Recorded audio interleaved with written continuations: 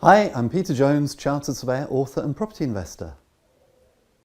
On a Back to Basics video which I did recently, I defined gross yield. And gross yield can be a great way of comparing properties because you can look at the return from one property and compare it with the return on another.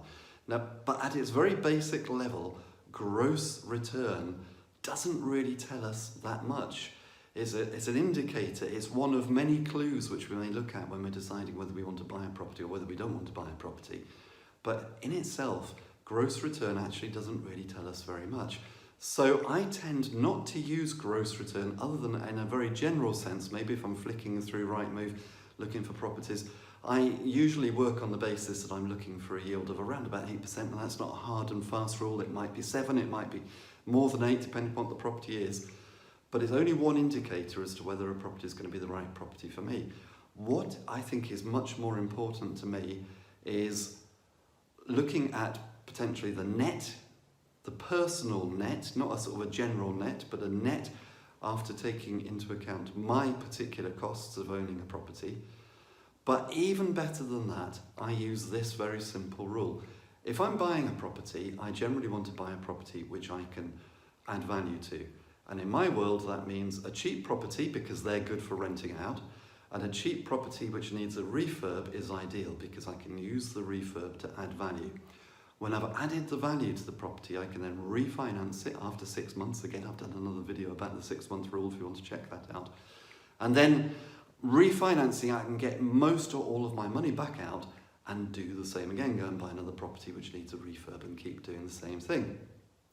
By the way, let me just quickly say that if you're enjoying this video, or if you enjoy all of my videos, and you're finding it informative and inspirational, educational, please don't forget to subscribe, like or follow.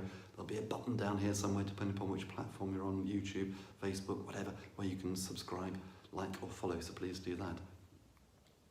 So if I'm looking for that type of property, the two things which I look for, which I think are more important than gross yield, or even the personalised net yield, although that is useful, is seeing firstly whether I can get all or most of my money back out of the property. If I can, then that ticks the box. Secondly, looking at the cash flow situation after I've refinanced. If I can get all or most of my money back out, and crucially, the property still gives me a positive cash flow, that ticks the second box.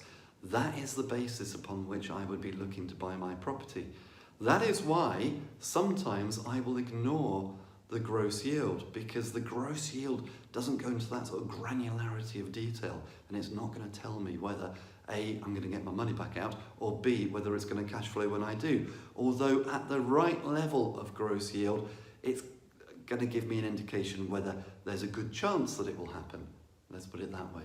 So at about 8% it's probably going to happen, but I'll need to go into much more detail, looking at the property, looking at the refurb, looking at the costs, looking at the rent, making sure that there's good tenant demand. All of that needs to be taken into account before I can tick the box which says, yes, I'll get all or most of my money back out, and before I can tick the box saying, yes, once you've got your money back out, then the property is going to give a positive cash flow.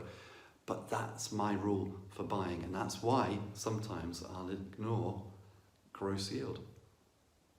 Well, I hope you found that informative and inspirational.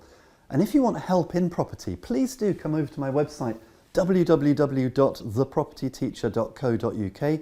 Loads of great resources there, including my blog.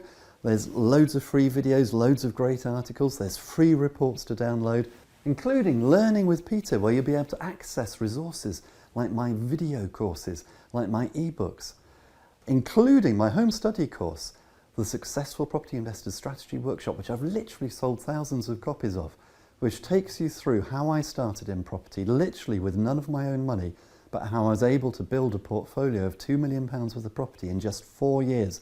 I'll show you everything that I did right so that you can do the same, and I'll show you everything that I did wrong. I'll tell you about all of my mistakes so that you can avoid them, so that you can progress in property far more quickly than me.